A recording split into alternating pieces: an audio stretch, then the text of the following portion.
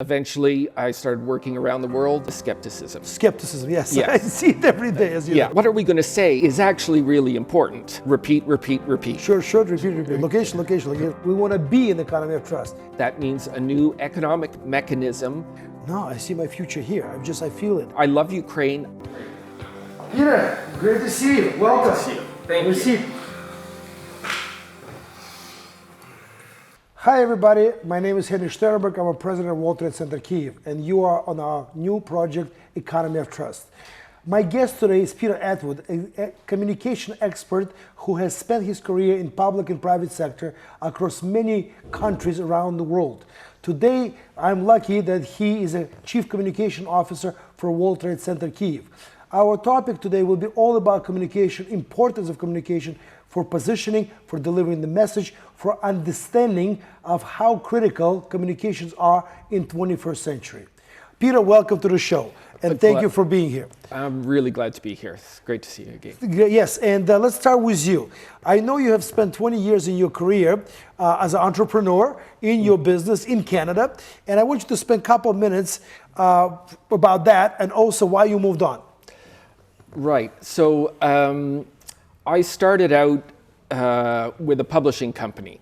And I studied literature in university, love of words, and I guess now we call it communications.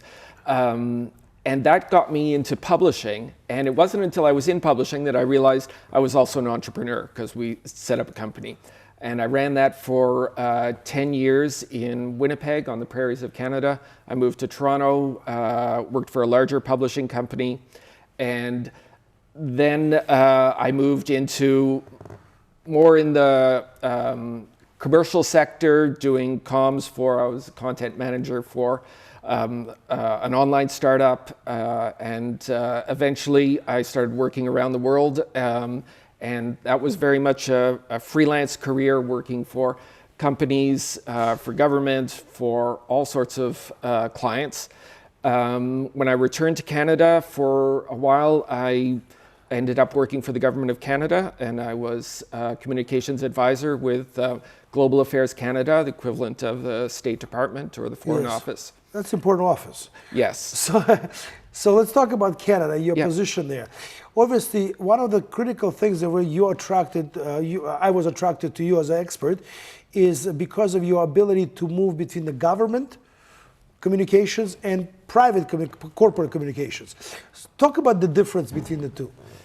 Yeah. In government, there was a joke between some of the different government departments that, whenever a crisis happened somewhere in the world, right, the immigration department would work really hard and urgently and figure out what are we going to do. But global affairs would work really hard and fast and urgently to decide what are we going to say. Right, the response to some kind of emergency or kind of event. Military thing or environmental disaster or humanitarian disaster, whatever. And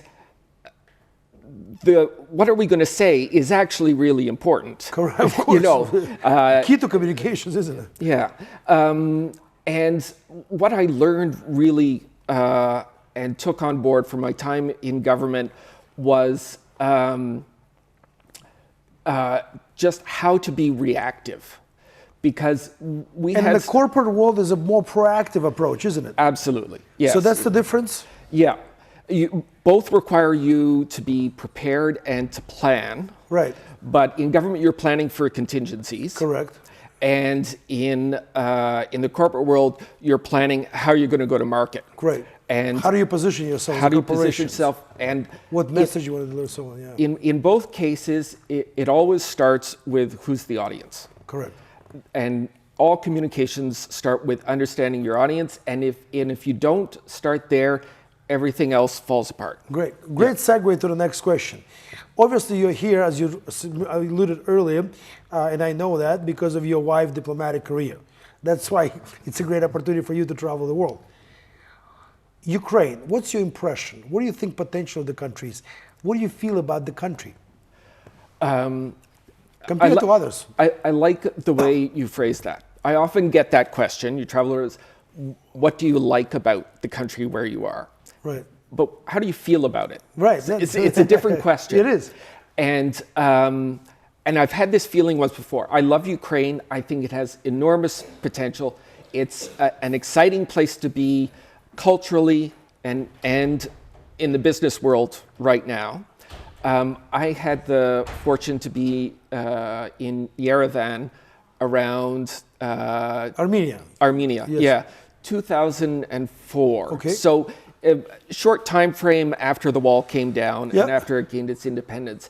And you could see the falling Soviet structures, and you could see Monuments. You could see that history.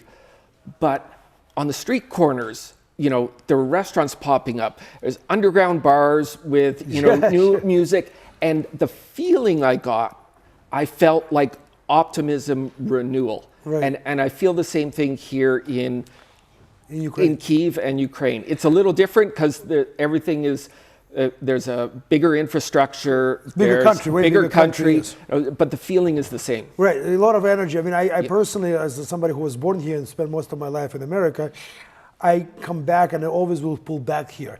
And now somebody asked me if I want to come back to America, and I said, no, I see my future here. I feel it. It's just a great opportunity professionally, personally, and I love this country.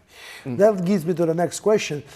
Obviously, today, in your new role as a Chief Communication Officer for World Trade Center Kyiv, you are responsible for delivering a very important message, I believe, our vision of future economy of trust in Ukraine. So talk about the challenges and of the delivering that message to Ukrainian audience.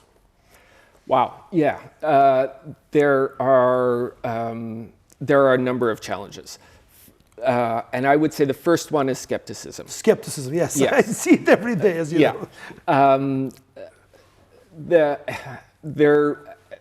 The culture here and the different challenges that Ukraine has gone through means that most people, when they hear a good news story, they have a wait-and-see attitude. Yes. And so, the way we're going to tackle that, and as you know, because we've had this in planning meetings, we're going to deliver results, right? We're going to, and we already have results in the pipeline. And so we're going to start with a message. We're building the economy of trust, right? And what does that mean? That means a new economic mechanism for Ukraine, both for investors and for businesses, to get together and build... United under one vision of sort. Yes, and to build the things that Ukraine needs, strategically important, projects and development.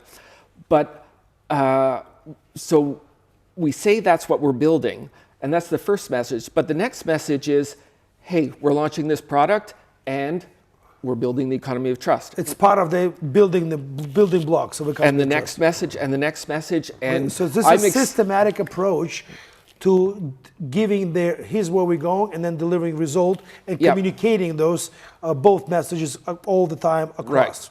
Right. And we want to, each time we have something to tell the public and the business world, the Ukrainian people, the international audience, every time we want to say, hey, we're delivering this, it's part of the economy of trust, and we can tell where it's going so that our next delivery says we're fulfilling that promise. Correct.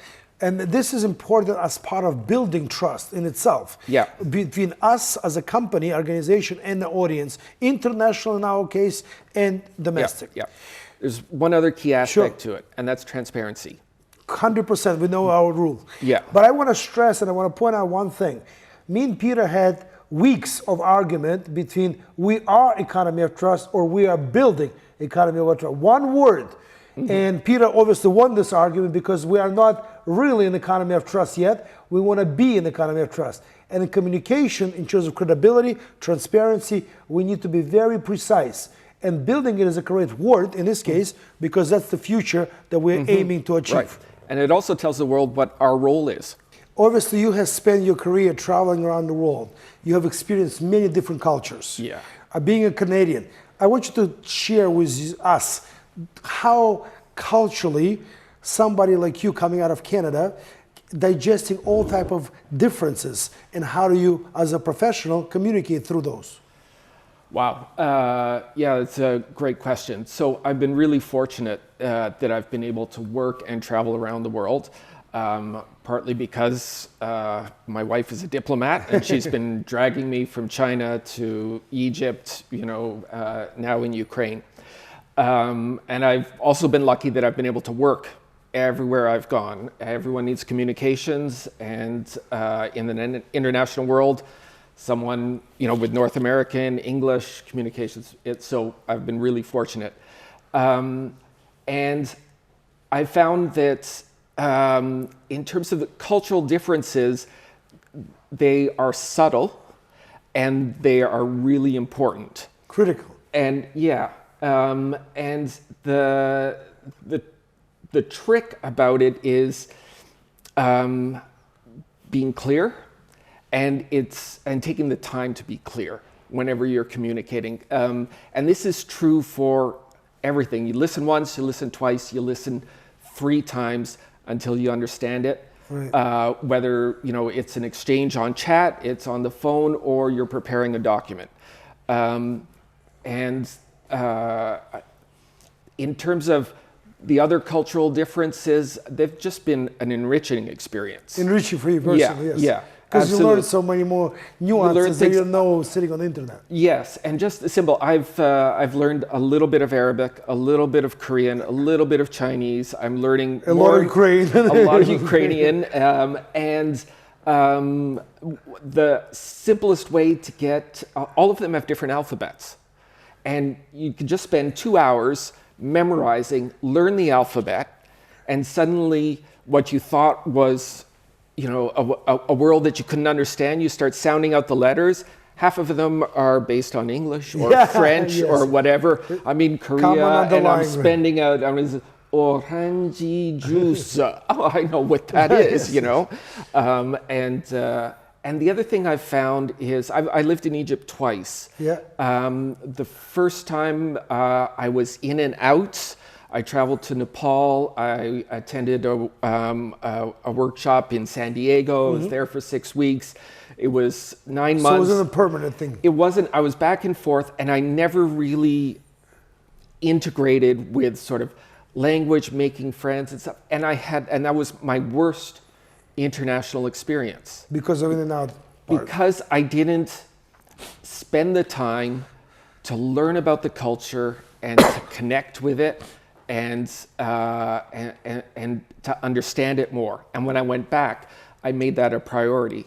I'm going to spend some effort to learn the language more. I'm going to spend an effort to learn my local community. Excellent. Uncomfortable question, and I want you to be completely transparent about it. You've been around the world. What are the stakeholders around Ukraine, other countries, people, corporations? What's the Ukraine's reputation in your view now?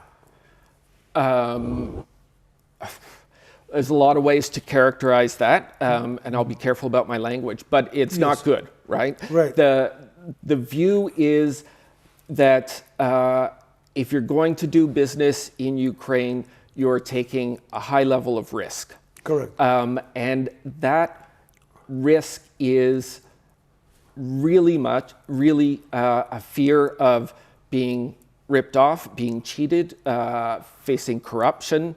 Those are the risks. Judicial system that doesn't work. A judicial system where if I encounter a problem, there's no recourse. Correct. Right. That's the challenge, isn't it? And yes, and that's pervasive. And it's you only need 1 or 2 anecdotes, 1 or 2 stories of a businessman, and I know many of them, of Canadian investors, yes, who have Americans all over the world, and Chinese, yes, and the result of them trying to start something here in Ukraine is that they lost their money, and it wasn't because the project failed; it was because systematic risks. The partner in the situation here. So let's take it to the next level. Yeah. One of the problems, in my view, in my experience in Ukraine, the Ukraine as a country, government of Ukraine, does not do anything to support its image through communications around the world. And What is our role now that we know that the government of Ukraine is not doing up to par job of positioning the country globally? Because geopolitically, we know it's a critical country, Yep. but yet on the business economic trust side, no communication whatsoever. So what do you see World Trade Center Kyiv can do in that role? Under your leadership, by the way. Great stuff. You know, like the vision that you've shared with the team, you know, is about changing the country, not just building a World Trade Center. And that means we've got a huge role. And I see us succeeding because the way change happens in any organization, within a society, within a family, within a business, top-down doesn't work. But if there's a core group of people who identify the problem and see it as an urgent crisis, and when you see it as an urgent crisis, you work outside the system. You find a way to get your solution. You get a solution, other people see you succeeding, they join, and that grows to become the new culture, to be the new norm. That's how organizations, companies change. That's what we're doing here in Ukraine. We're that seed, and we are going to operate we're going to create an environment of trust for business and commerce and trade, and we are going to have successes, and we are going to be loud and proud about those successes, and we are going to create a coalition that's going to grow and change the country. Excellent. But we also, a part of what we're doing in this, our strategy, and the reason the communication department was in World Trade Center was more or less first department as formed as a department, because I understood how critical it is. We're also coming out with a bunch of products in the near future. Director is one of them coming next week, already into the public. Obviously, those products are communication tools. So talk about the importance of the products itself as part of our overall communication strategy. Right. So, well, there's one thing I've learned in my career. You know, we're supposed to be, and I started in the 90s when I formed my publishing company, and so I watched the internet, you know, actually turn into what it is, and all the phrases from way back then, information superhighway, we're in, you know, the information economy and all that. What does that mean? And what I've learned over time is that means people say communication is vital, and you recognize this. But in practical terms, communication is implementation. If you're not thinking about communicating, how are you going to communicate something? You're not thinking about how it's actually going to be implemented or run in the real world. Yes. And when you say all our products, and the reverse is now true as well. Correct. When you it's all tied in both ways. When you implement a new product, like the directory and some of the other ones we have to deal with the judicial system, to deal with certifying companies so that they can... Concierge services we're building. It's... those products are... Become our face, isn't it? They're communication tools, absolutely. We're clearly living in an interconnected world, I can say, globally now. COVID pandemic showed us how connected we are. And internal communication for governments, communications. Recently, I came back from Berdansk. Then I have a communication officer. At least I didn't know his name or her name. So talk about importance of communication in today's technological world. Wow. So focusing on internal communications, we as World Trade Center Kyiv are, you know, living this. Correct. Because of COVID, and also because of, you know, the startup nature of what we're doing, and everyone's working remotely, and the dynamics are really different. So one of the things that I've encouraged all of us to do, as you know, is we've created groups for us to chat, and we ask everyone to communicate as much as possible in that group rather than communicating one-on-one. So instead of usual emails, we have now chats for every department that we can talk about different subject matters and not overwhelm anyone. But even if I'm just talking to you directly and it's a message from you to Henry, we'll do it in the chat where it's appropriate so the other people can see it. Correct. And that sort of substitutes So transparency, internal transparency. internal transparency, and it substitutes for what happens sort of naturally when you're all in the same office. You overhear, Correct. you see three guys go into the boardroom, and you know, oh, they must be having a meeting about so it's all that. So do you see a radical change in internal communications that are happening now? Yes, because you have to make an effort to reproduce those ambient, contextual types of communication that you get when you're all in an office together. You have to find ways to reproduce it. Right. Virtually. And it's hard. It's hard. So Clay Shirky, he's one of the first sociologists to study internet culture and so on. His first book was called Here Comes Everybody, and a great title. But he has realized that all the problems that we've identified with, social media and other things, the way they're disrupting modern life, it's usually because there was a filter to communications that the real world imposed on us that we took for granted and we didn't realize. And then we go on Facebook and you say you're breaking up with your girlfriend and the whole world knows it. Yes, yes. And suddenly you're dealing with a whole communications issue you didn't have to deal with in the real world. Correct. Because you would break up with your girlfriend and a couple of people would know. And only a couple of people would know. And it's a problem of filters. Yes. So recreating those filters or recreating where those filters disappear in the virtual world. Excellent. It's key. Peter, last part of our conversation Sure. always with everyone we are doing the interview is blitz questions. I'm going to go rapid questions, right? I'm ready. We're calling I'm it ready. America. Russia or Ukraine? Ukraine. All right, Ukraine or Canada? Setting you up. There's a phrase that says Canada, Ukraine, one country, two continents. Great. I love that. That's a great answer. Maple syrup or Ukrainian borscht? Maple syrup, sorry. Seriously? Yeah. Seriously? Okay. What's your biggest success in communications? Yet to come? Walter said to keep them. Just kidding. You know what? That is actually true. This is the biggest opportunity I've had in my career, and I'm going to make it my biggest success. All right. What's your biggest communication failure? My biggest communication failure. Does that have to be in business? Doesn't matter. It's your answer. Yeah. I'm thinking. Remember, it's a rapid question, then rapid answers. I should Yeah, have. okay. I'm going to be really honest. 2 divorces in my life. Yes. Communication failure. Okay, good. Yeah. Great answer. 3 key points for communication. Just 3. 3. Know the audience. From that, know how to reach the audience. What are they looking at, reading? And then 3, your message to get to that audience, short. To the point. Repeat. Short, repeat. Location. Yeah, yes. exactly. All right. So, economy of trust as a message. What does it mean to you, and how does it potentially can change Ukraine? Okay, short answer for that. Economy of trust is a great vision. And I think we've talked about it being a seed that's going to grow and change the country. For me, it's unleashing the potential of Ukraine. And it leads to my last question. Always finish with that question. For you, what is Ukraine? Oh, man.